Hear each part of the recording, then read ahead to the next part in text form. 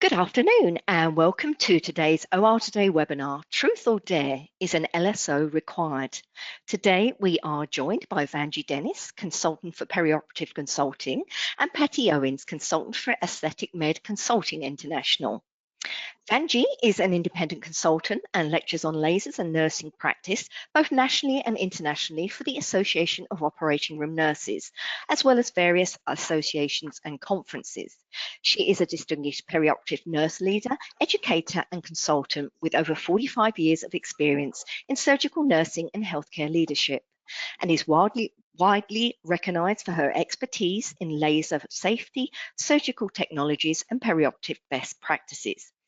Vangie is on the Board of Commission for the Board of Laser Safety, as well as on the editorial board for the Journal for Clinical Laser Medicine and Surgery, OR Today, and Outpatient Surgery. Patti has extensive experience in the field of medical safety programs and laser safety and provides valuable consultation services. Patti's expertise is sought after by various laser companies and professional organizations, including her appointment as the Principal Medical and Aesthetic Instructor for Rockwell Industries. She has been an active member of the Association of Operating Room Nurses for 30 years and is currently serving as board member of the E-Chapter for the 2025-26 term. She has also recently been appointed to the BLS Board of Commissioners for 2025 to 2027. Now, today's webinar is a teaser for a very special virtual training course on medical laser safety, which will take place on September the 27th and 28th. Now, this will be led by Vangie and Patti, and they will be revealing more details during this webinar. So please visit medicallasersafety.com for more details. Today's webinar, as usual, is eligible for one continuing education hour from the California Board of Registered Nurses, and you can obtain your certificate by completing the post-webinar survey, which will be emailed 1 hour after the completion of today's webinar. You must complete the survey to receive your 1 CE credit, and you'll be able to download the certificate directly from your computer once the survey is submitted. If you have any questions, you can reach us at webinar@mdpublishing.com. Now, just a quick reminder that OR Today is pleased to support 2 shows this year. The first, Periop Connect, which will take place October the 11th and 12th at the Omni New Haven Hotel at Yale in Connecticut.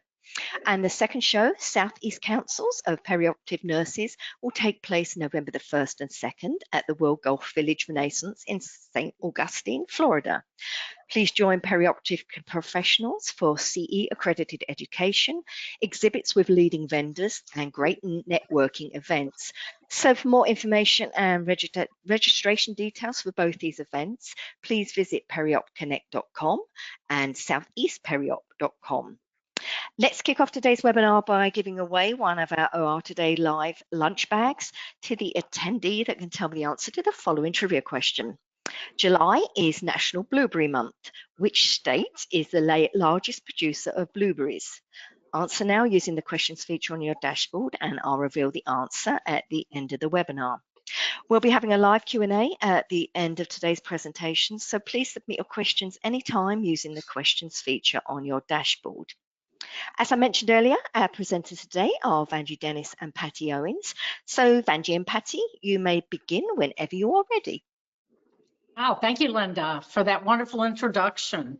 Patti and I kind of went back and forth, and when we started doing a lot of research on what is happening in the transition of care, whether it be ambulatory centers, procedural areas, as well as hospitals and facilities, we noted that a lot of times people did not understand that this is regulated. You should have a laser safety officer. So we went back and forth and said, why don't we just call this Truth or Dare? Do you dare not have a laser safety officer? So in short, failing to have a medical laser safety officer in healthcare setting where lasers are used can have a significant legal and regulatory implications. And we're going to try to go across some breakdowns of what the potential consequences can be. Now, if Patti and I and several of our peers, I see they're on our webinar here, it's important for us to help push you towards certification too. Because being a certified medical laser safety officer is critical. It's critical to be an LSO, most definitely, for several safety, legal, regulatory, operational reasons, and especially in healthcare environments where Class 3 and Class 4 medical lasers are in use. So, as laser safety professionals and medical practitioners, compliance officers, are you ready for the challenge to challenge the status quo?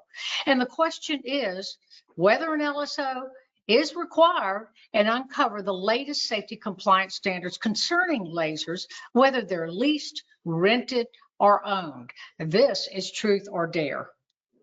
So the objectives in today's overview, and this is an overview, it gets very, very granular. If you attend any kind of medical laser safety officer course, we're going to give you pretty well details on what the program should entail with that. But we're going to understand what the guidelines, standards, and procedures are required for the safe use of lasers in practice. And then talk about some of the roles and responsibilities, again, not at a granular level, but more of an overview so you have an idea what to expect of a laser safety officer. Okay, so again, this is me. Hello, everybody. A little older picture, but I kind of like it. So I took it upon myself to give myself another 5 or 6 years on the photograph. But what I do want to say, it's an honor and pleasure. And I have worked with Patti for over 35 years. We were all baby laser nurses together at the American Society for Laser Medicine and Surgery. We did AORN, or the Association of Perioperative Registered Nurses, and actually taught I teach for Laser Institute of America, and Patti teaches for Rockwell. So we have crossed paths many a times and known each other for a long time and respect our common knowledge that we each bring to the table. So, do you need an LSO? That's the $50,000 question, and we're going to take a deeper dive and talk a little bit about the primary roles and responsibilities of a medical laser safety officer. So, a program oversight. You have no idea how many institutions I have gone to, and I'm not going to do any name dropping because I don't want to implicate the hospitals because I don't think it was ill intent, but they don't have a laser safety program. And that program should comply with all applicable regulations, standards, and guidelines. And we know who the regulators are. They're OSHA. OSHA regulates. We know CMS regulates. And standards are our ANSI standards and our ORNEX standards, and our guidelines are coming from our professional organization. So the laser safety program of a hospital should take all that into consideration when developing their program policy. Now, a lot of people confuse a laser safety program with a departmental policy. So it depends on how you want to structure it. It's up to you, but the program policy defines the laser program in its entirety, how lasers are brought in, that the LSO needs to be notified if lasers hit the door. And you'd be surprised how many times I get questions from individuals coming back and going, we had a laser hit the dock. We didn't know Dr. A was going to buy it. Now what do we do? So that happens a lot where a laser safety officer is not incorporated, and a program policy will, that's just an example of one thing it will address. It'll also could possibly, well, it should address all the wavelength of lasers that institution has, or do you move those lasers around, or how do you credential your docs in the program policy, how the competencies are addressed in the individuals operationalizing the laser and assuring the safety parameters are met. So the laser safety program oversight. It's all classifications of lasers. I was at Emory Healthcare, and I was in the Emory clinics, and they got the hospital setting, and I worked for Emory almost 7 years, and it's my totality. But I had the wonderful opportunity to cross over to the university system, and there is where I learned so much, because they don't have just class 3B and 4, they have all levels. And you know what? In a university setting, they're in research, as we all pretty well know. And we would find situations like they would transport those lasers, no safety. They take the skins off. Now, I'm not a biomedical engineer, but that could change the whole classification of that laser. So a program oversight ensures all lasers used in the facility are properly classified and documented. And depending on what state you live, which is the majority, you have to report that to the Department of Health and Resources. And just like any other piece of radiation equipment, I had to report it while I was in Georgia as well in South Carolina. Now, every state's different, so I'm going to challenge you to find that out, but they need to be registered within the Department of Community Health. So we should be doing hazard evaluations, and Patti puts these wonderful gifts in there. And of course, that could definitely be a hazard evaluation with laser beams coming out of his eyes. But hazard evaluations are not just limited to the assessment prior to operationalizing a laser to treat a patient, as well as the people in the room. It can then also incorporate the assessment phase of a laser. But hazard evaluation is the audits, things that incorporate safety in its totality. Hazard evaluations could also be done for each system where you set up standard operating procedures. And you got to remember, today's procedural and operating rooms, we are not so specialized as we used to, and having standard operating procedures for each and every type of laser service line and delivery system is imperative to maximizing the safety of our patients and our personnel in the room. So you're going to assess the environment, the beam path. I had somebody email me and I went, oh, and they were into a new construction project, and everything in the room was the metal cabinets, and they were very concerned. What about reflectivity? And there was a lot of things to be considered when looking at those hazard controls. And that's a great example of hazard evaluations and what type of control measures you'd be putting in place. So control measure implementation. I came from the earlier days, and it kind of drives me crazy, but you know, people do what they have to do. And another example is the protective windows. A recent email came from a huge hospital system, and I'm not going to give you the state, and they started construction projects with quite a large number of lasers, and there's windows and everything throughout their perioperative setting. And now they're coming back to us and saying, well, what do we do with this? Well, you know, we're closing the gate after the cow's outside here. We've got to sit there and look at what we do to protect from beam hazards, because color dependent lasers can go through clear. Again, we're not going to get as granular there, but you've got to enforce engineering, administrative, procedural controls. And those are the warning signs, and warning signs have changed within the last year. I think Patti's got that portion of the lecture. And then protective eyewear. One size does not fit all. And I'm not a big advocate of a multi-wavelength eyewear because staff get confused. Remember, we are generalists a lot of times. And if we're expecting them to always be experts in everything we do, that makes it, you know, a little difficult for operating rooms or procedural rooms to do that. So I'm a big advocate of standardizing procedures. Don't interchange glasses, and dedicate beam enclosures, and also access control to the treatment areas. And I've seen some crazy situations where people lock doors, and then all of a sudden you got the fire marshal. You can't do that, but you have to have warning signs and proper control measures as people enter that treatment area. And let me just throw this out at you too. Any and everybody who has access to that controlled laser treatment area must have some level of competency in laser safety training. How about interlocks and control systems? Are they working properly? I wish I had time to even tell some of the crazy things that has happened to me in my 40-something years of journey with lasers, but I can remember you know, kind of getting a little cocky, and a short story here where we were just introducing the selective laser trabecularplasty eye laser, and all I had to do was attach it to the slit lamp. And of course, the company was amazing, and they said, well, do you want me to send a technician out? And I went, no, I can get it done.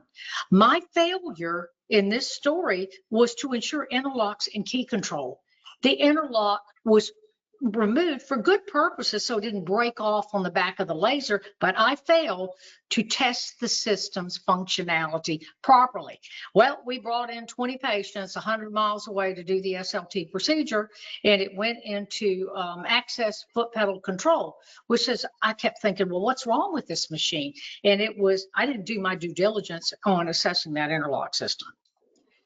Policy and procedure development. Now you've got, depending on if you're ASC, whether you're Quad A or whatever, these organizations will look at your policies and procedures. And now the review of those policies and procedures could be a minimum of every 2 years, but you want to update your policies and procedures as things change.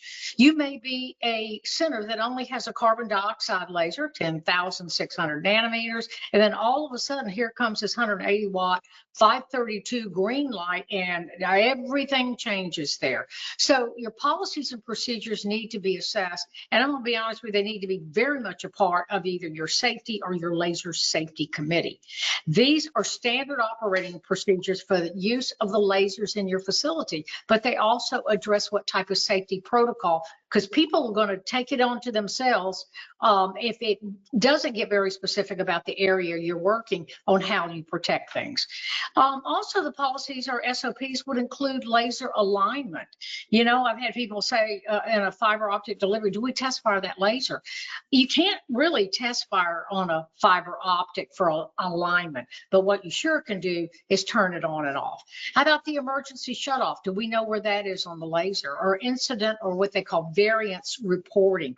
And any variance reporting should be indicated to go straight to the LSO as well as your risk assessment and your quality department, because your LSO is your expert and they can look at practices that can be intercepted and hopefully limit the liability and harm to patients and our people that are in that room. So training and education, that was actually a group of health physicists. They could actually teach the physics. That was a course I did. It was a 3.5-day course I did at our ambulatory center. I think I was brain dead, and it was just amazing. This smart group of people was wonderful to have. But you have to look at your competencies and coordinate your safety program with the people involved. I don't know how many times I've said that, is just because they're trained in lithotripsy with a holmium YAG or a thulium YAG laser in urology doesn't mean they can cross over to other areas.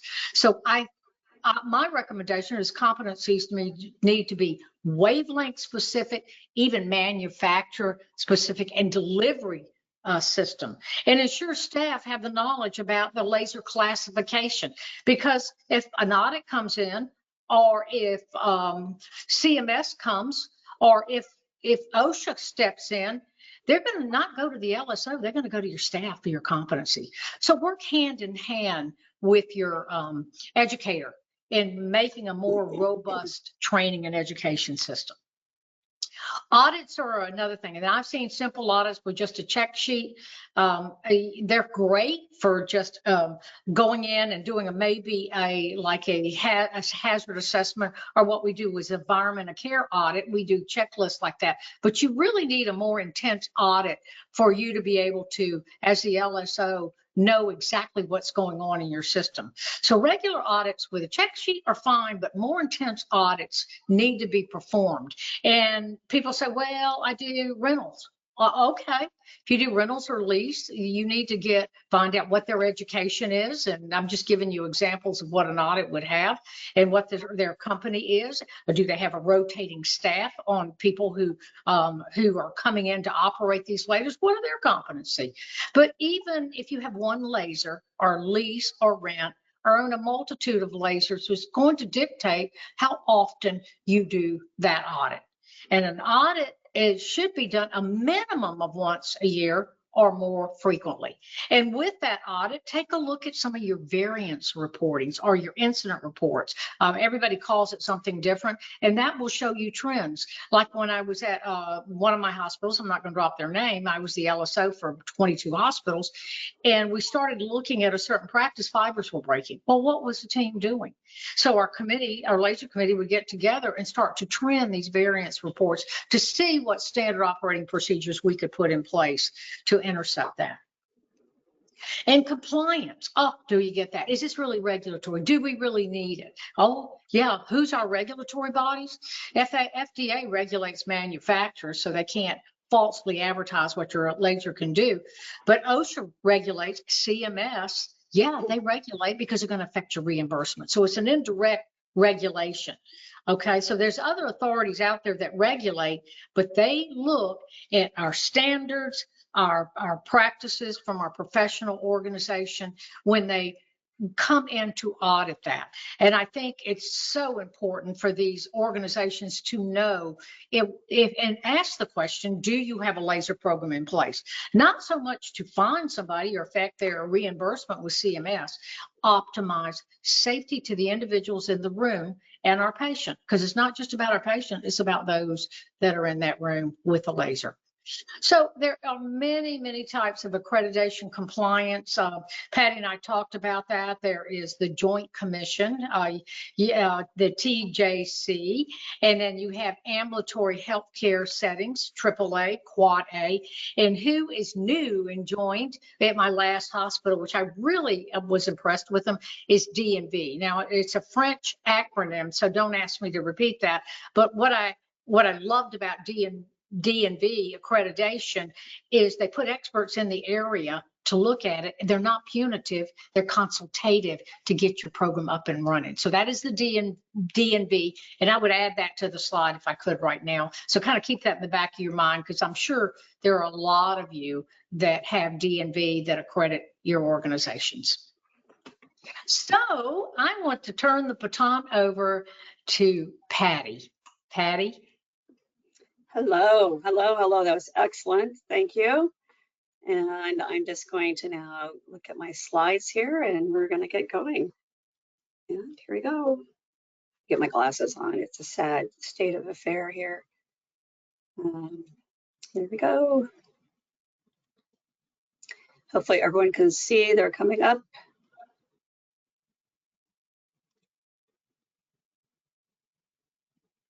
Are we good? Can everyone see that? Vangie, can you see that, my slides? You can? Yes. Okay, thank you.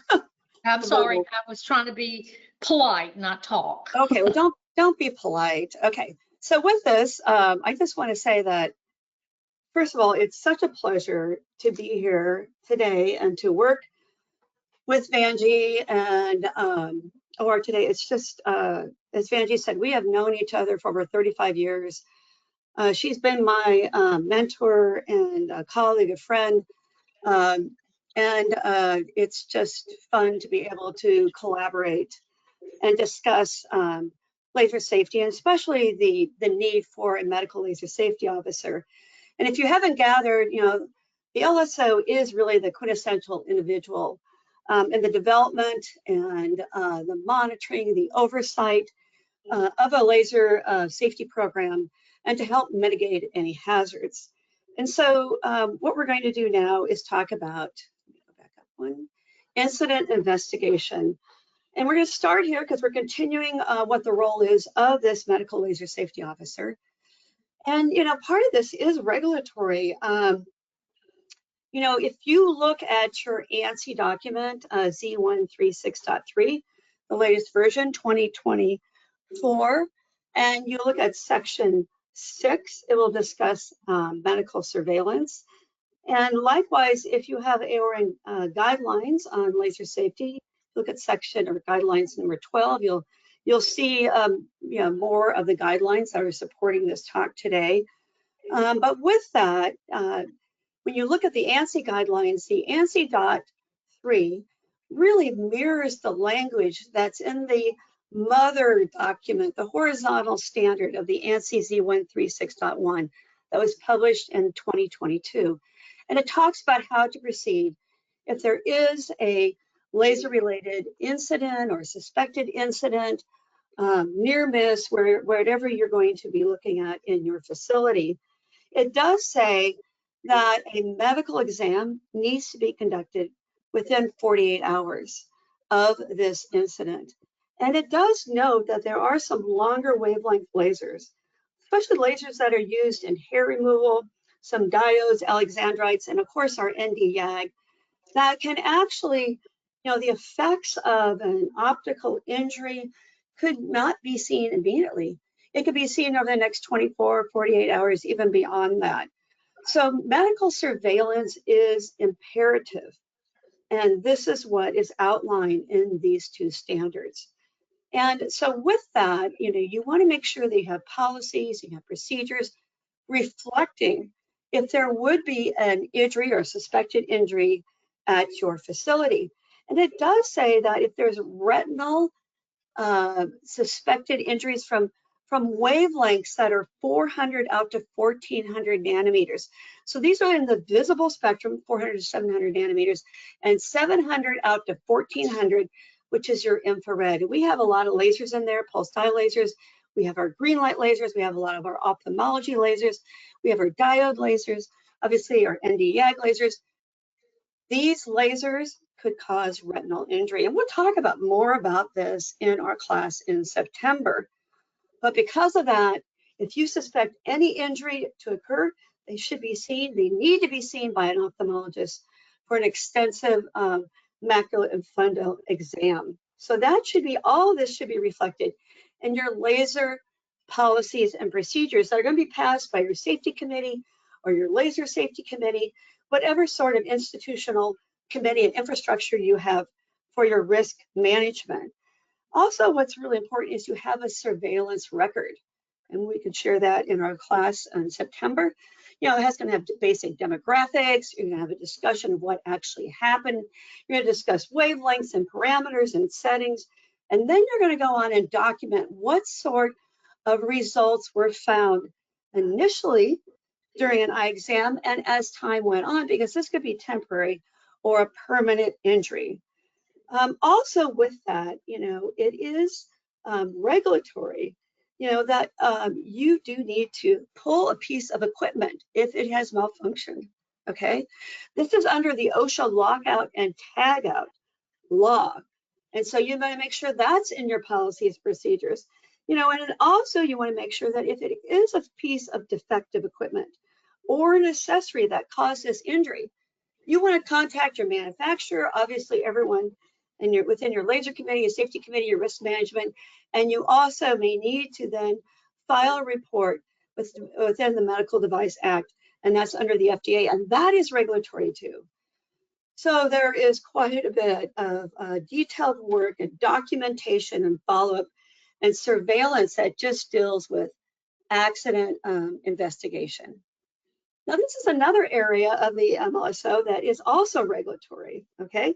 CMS, yes, they aren't an actual regulatory body, but they do control, obviously, your reimbursement, and hospitals that do, and ASCs and other clinics that are CMS accredited, it's important that you have compliance. And they do demand that you have an intensive inventory on any sort of critical type of equipment. And lasers fall into that because if you had a malfunction, you could have an injury or possibly even death.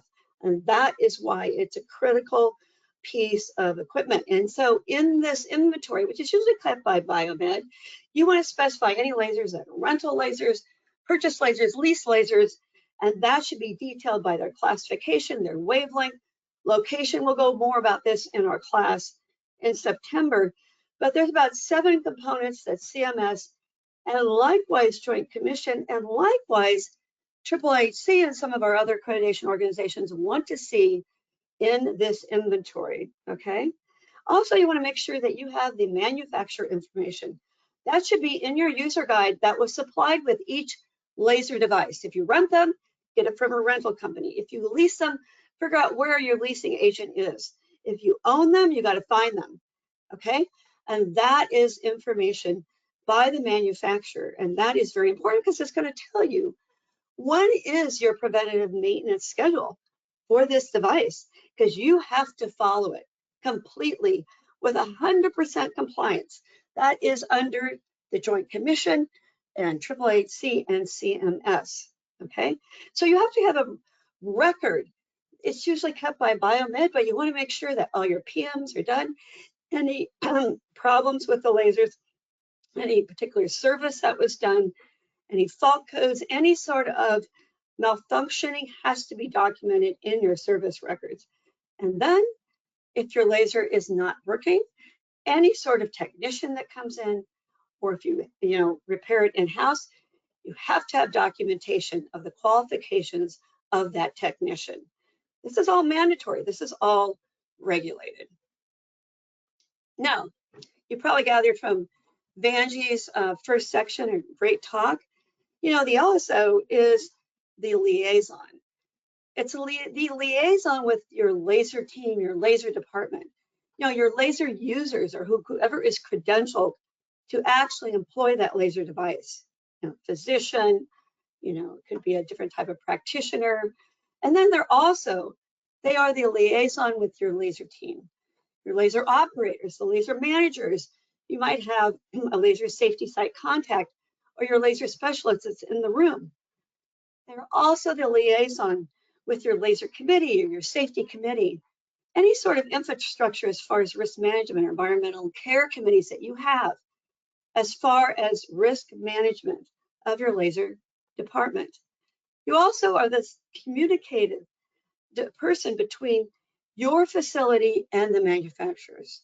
As new devices come in and new accessories come in, you want to be the liaison to pass on this information.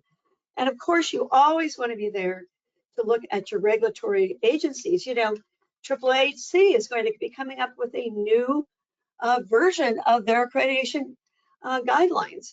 Joint Commission is coming out with a new version too. So this LSO needs to be aware of how to be compliant with these accreditation organizations. Laser consultant. Obviously, you're there for any new equipment purchase. And Vangie talked a little bit about that also. But as new equipment comes in, whether it's rented or leased or purchased, you want to be there to make sure, number one, you conduct a laser safety hazard analysis or assessment. Because every laser system, this is stated in your ANSI document and AORN, you need to perform your laser safety evaluation. You have to assess, what classification is this laser? Is this a class 4 laser or 3B? Yes, you have the ability for injury to your eye or skin from a direct, reflected, and even scattered radiation. Then you have to look at the user guide. You have to then determine what other hazards exist. You want to take on this hazard analysis. You want to look at all the different types of reflection, ocular injury, smoke and plume, transmission of laser light outside of your room, malfunction of the laser, and then you want to come up with the specific controls that should be mirrored in your laser policies and your procedures.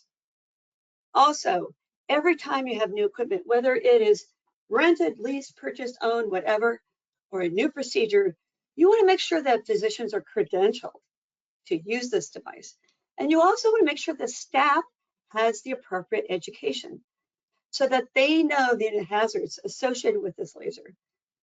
And so therefore, obviously, you're communicating with your perioperative educator too. Personal protective equipment oversight. This is also regulatory. So you want to make sure that you know your laser device, the wavelength, what sort of laser protective eyewear do you need, LPE. That should be dictated in the laser user guide. They should specify the optical density, which is the protected filter material in your eyewear. They should discuss if there's laser procedures on the face, around the eye. But you also want to look at standards of care, and ANSI does address that, and guidelines are addressed also in the AORN document. And OSHA, which is a regulatory agency, does dictate in their CFR 1910 that every employee has to have the appropriate laser protective eyewear when they're in the room with this hazardous laser radiation. So you want to make sure you have the right eyewear. It correlates to what the manufacturer dictates. If you don't know your optical density, and I've been on numerous audits just like Vangie, and I'll tell you, I look in the user guides, some of them that have been overseas, or maybe they're really old lasers, you don't see an optical density. You need to know that so you can contact an educational company. They can do calculations for you. You can contact your laser optical companies and manufacturers. They will run the calculations. And you want to put that in your laser policies procedures. What eyewear is needed for this CO2 laser at 10,600 nanometers? Maybe it's 100 watt. Maybe it needs an OD of 7 or an OD of 5 or whatever. That should be part of your policies procedures. And also want to make sure it's in your, as far as determining location, because that is also really critical. Labeling. You want to, in part of your audit, which and Vangie talked about, you want to take every pair of goggles. You want to look at that goggle. Make sure the label is correct, that it's not, smudged off, rubbed off, you can't see it. You don't want to see someone taking a whiteout and writing that on, or a label and sticking that on. I've seen that in audits. It has to be actually engraved by the eyewear company. You want to make sure that the eyewear, when you're looking at it, that the straps are attached, the temples are actually, working appropriate. The earpieces are functional, but that filter that's in that eyewear, you want to make sure it's not dirty, it's not scratched, it's not pitted.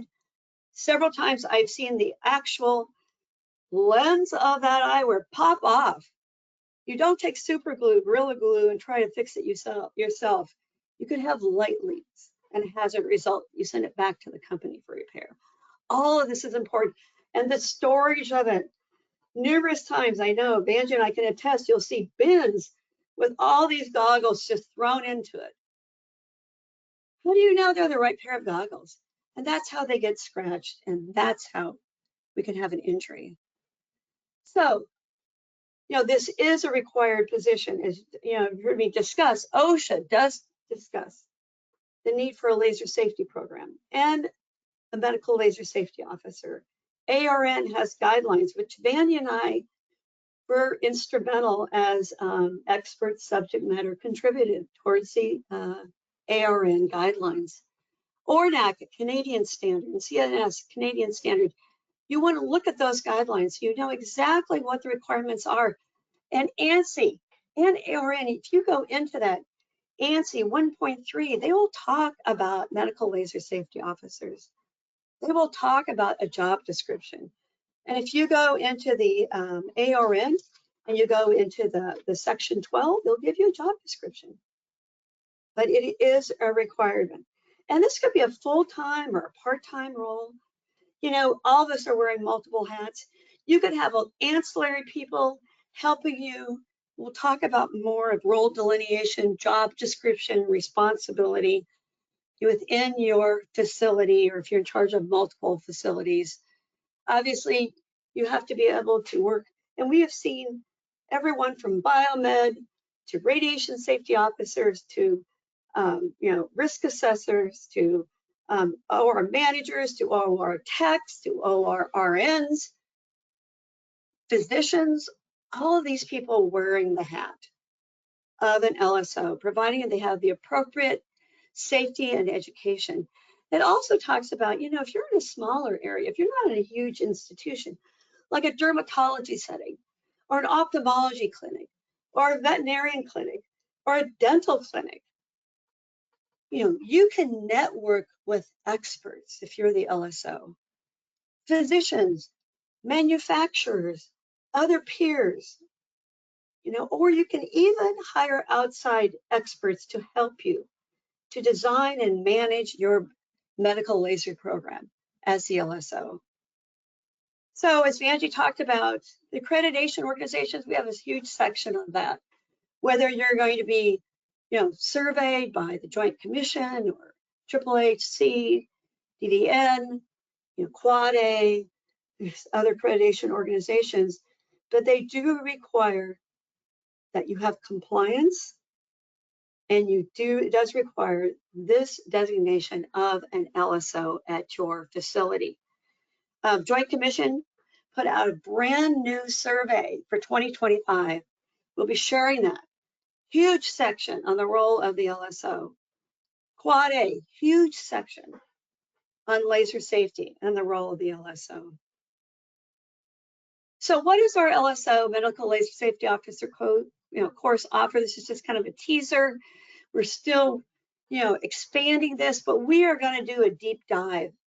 We're going to go into all the standards and the practices and the accreditation associations. We're going to talk about laser hazards and assessments and analysis. We're going to have real life ethical questions.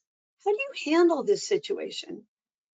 We're going to give you examples, of audits and laser committees, charter documents and laser checklists and timeouts and what to do for medical surveillance, samples of policies, procedures, and of course you do get 2 days of contact hours.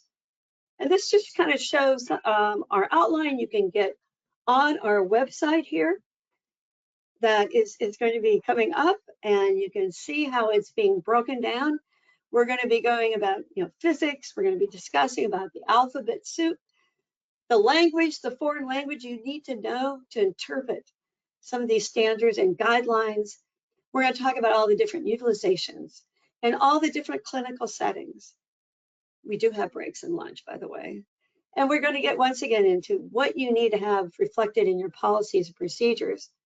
We're going to talk about the infrastructure. What is the actual components here of your laser safety program? And then the next day, we're going to be getting into more risk assessment, hazard analysis, deep dive into ocular hazards. How do you mitigate any sort of injury that could possibly occur? What safety controls do you need? We're going to have a great discussion of all the different delivery systems and accessories and waveguides and endoscopes, scanners, everything that may come along your way. Of course, once again, laser plume and smoke evacuation. As you know, Vangie is worldwide known for that. And she and I will be discussing the risks, the hazards, and how to get this program into your facility. And as you know now, there's 19 states that have passed a law for looking at and remediating this hazardous, occupational safety issue that we're dealing with in the OR. And of course, anesthesia practice, so important. And then we'll even have vendors here at the end to discuss about how they can help you with laser safety. So this is the website.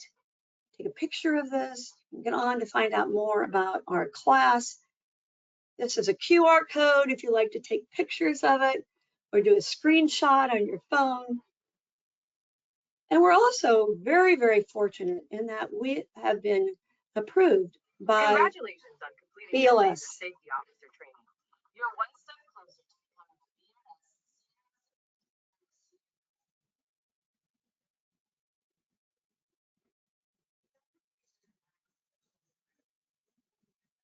I think the audio is not coming across. Oh, okay. But what basically this video states, and it talks about CLSOs and CL certified medical laser safety officers, how that raises the bar a little bit. So apologize for the audio on it, but yep. So everything she's saying is here on the picture, but we do want to say that we do have approval. This is a BLS approved course, and this could apply to if you want to take the certification exam. This would give you all the didactic information that you will need.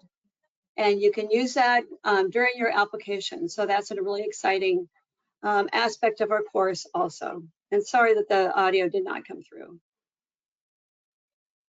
And so with this, as I said, it has been approved by BLS, and we do have the highest standards in preparation of our course. And we are very pleased once again that we are sponsored by OR today. And I think that is it. Perfect. Thank you, ladies. I've got some questions that have come in. The first one is, what type of education should an MLSO be required to take and how often? Maybe Patti, I can start it. I mean, Sure. It needs to be, we're now kind of vetting that at the Board of Commissions. It needs to be an approved medical laser safety officer course, which means you want people who are certified teaching it. So you want to do your due diligence. Everybody's out there wanting to teach these courses. You definitely want somebody certified. Standards, probably Patti would know them a little more intricately than I do. 5 years or more often. Lasers are changing drastically. So I don't want to put a cookbook recipe in and say, a medical laser safety officer needs an update every 5 years, when all of a sudden you come in with one laser and your hospital buys 4 more, or your program is expanded. So more often as needed. And I think really 5 years is too long, but that's my personal opinion. Patti? No, I totally agree. And, you know, I think that as Vangie has mentioned, you can get online and you can say, oh, take our course and you're going to become credentialed in laser safety. That is not the case. You need to be involved in a national certification exam, which is what we're talking about in this case. So the ones that claim that you're credentialed are not following the present standards of care and the guidelines that are out there. You know, it should be an extensive course. It should make sure that you cover all the basics of our standards, like the ANSI standards, guidelines, ARN. Also, you want to make sure that you are aware of all the governmental agencies and what their regulations are on. So usually it is a 2-day course that is required if you want to get your certification. The 5 years, you know, has just been randomly put in there because every 5 years, in theory, we come out with a new ANSI document, and we're just starting the revision process as we speak. Sometimes it's 4 years, sometimes it's 6 or 7.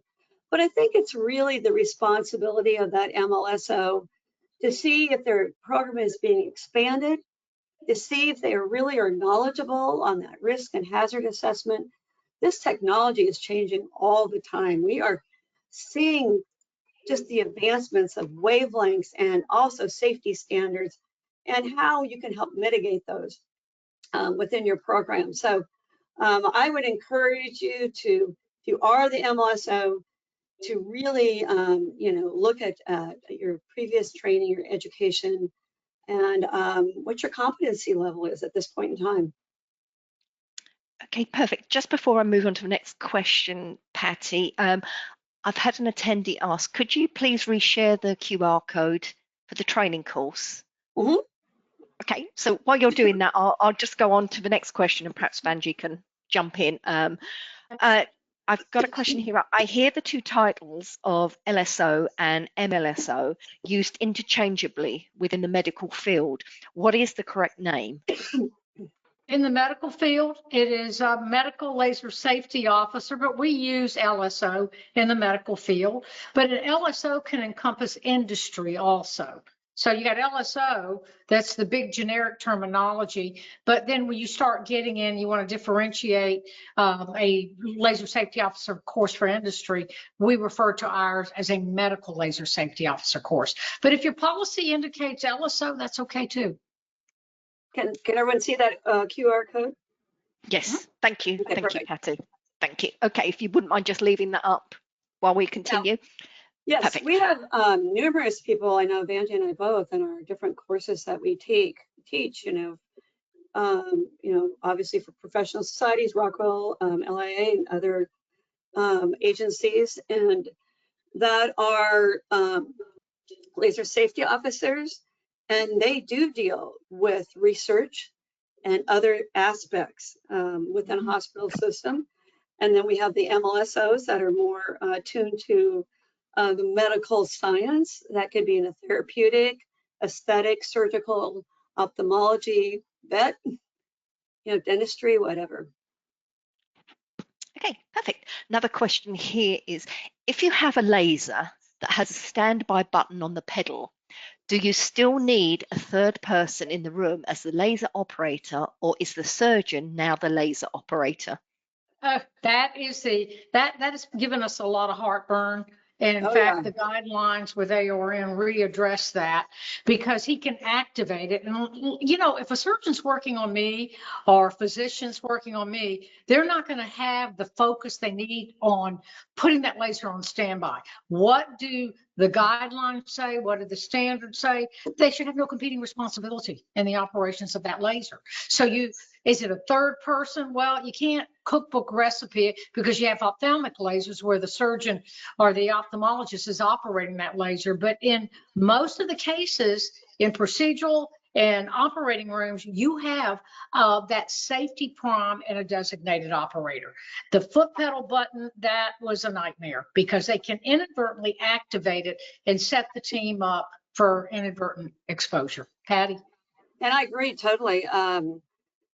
Because the laser user, whether it's an ophthalmologist, veterinarian, dentist, practitioner, surgeon, whatever, they're focused on that surgery procedure. They're not focused on, I'm going to put the laser on standby and ready. And Vangie and I will attest to the fact. In our clinical career, I was MLSO of a hospital up in Olympia, Washington for 13 years. And I will tell you, and then I've been MLSO involved with aesthetic. There have been times when we have seen the laser user, the physician, surgeon, whatever, step on that foot pedal by accident. Unfortunately, that laser operator put it on standby. And that patient and that surgical team, therefore, were not exposed to that risk and hazard. Yeah. So our short answer is yes. You still have to have a dedicated laser safety officer because that button can activate that laser if they're not there. And that has happened. Yep. Okay, so who is the best person in an organization to take on the role of LSO when lasers are used in multiple facilities? That sounds like a pretty big institution. And you want somebody, I'm a big advocate of somebody that knows the medical procedures because it is not just the operation of that laser. An LSO has to have that administrative authority and administrative knowledge. But what helps bridge it is if they talk the talk, they can walk the walk. So I've seen LSOs for systems be biomedical engineers, radiation safety officers, health physicists, but I love having somebody with medical background doing that because they understand in actuality what is going on in those procedural rooms. And it's not just the step-by-step SOPs of the operation of that laser. And it also is, location determinant. Once again, if you're going with a small clinic or, you're in an ophthalmology clinic or aesthetic clinic, med spa, dentist, veterinarian office, whatever, that individual may be the actual user, the physician, or the person who's trained and credentialed to do it. But as you move into a larger organization, especially Vangie and I have been in these huge institutions, which are multi-hospital, multi-facility, or even on huge campuses, you really need to have someone, as she said, who has administrative background, but that is not the most important factor. I think someone that is very knowledgeable of the science of that laser technology, the medical application, the use of that laser in the setting. And so when you do get these people that are out there, environmental safety, radiation officer, biomed, when they take the course, I highly advocate that they go to the clinical setting to where that laser is being used. They work with the laser operator. They work with the physician. They have to, obviously communicate with the manufacturer. They have to read the user guide. They have to entrench themselves in every single laser system and every single procedure. so they can obtain that knowledge. Otherwise, how can you perform a laser, hazard analysis if you don't even know what this laser is being used for, or the wavelength, or the risk that it presents in and of its own? Perfect. Now, just before we wrap up, have you got any top tips?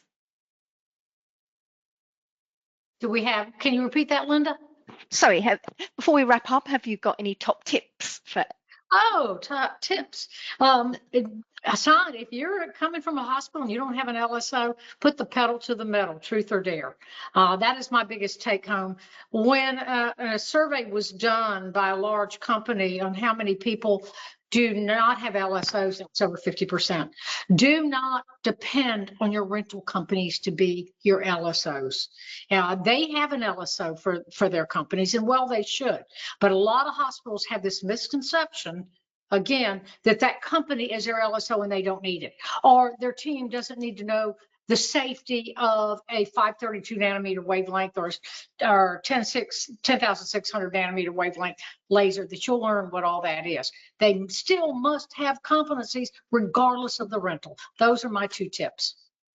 And I've networked with rental companies and been involved with their education and training, and the horror stories that they say where they go into a facility and they're like, well, you're our laser safety officer and you're our facility laser program. And you give us the policy and procedures. And that is not the role, as Vangie said, of a rental company. They are there. The minute they walk in, that laser is under your facility's responsibility. And they're also, that technician is now working under your policies and procedures, your mandates, your infrastructure of the hospital. Your hospital is liable for them. And they are there, to perform a service, but they are not your LSO. And they do not provide a laser safety program. And they do not credential your laser users. That's the other thing that I heard from a laser company was they wanted us to credential their doctors to do a procedure.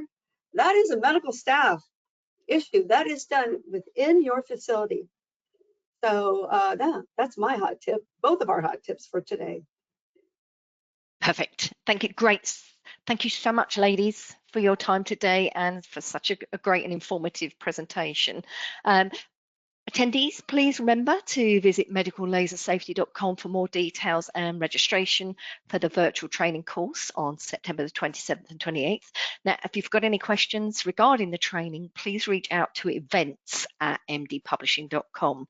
Now, as promised, the answer to today's trivia question is Washington State. So congratulations to our winner, Sandra Krula-Tola in Illinois.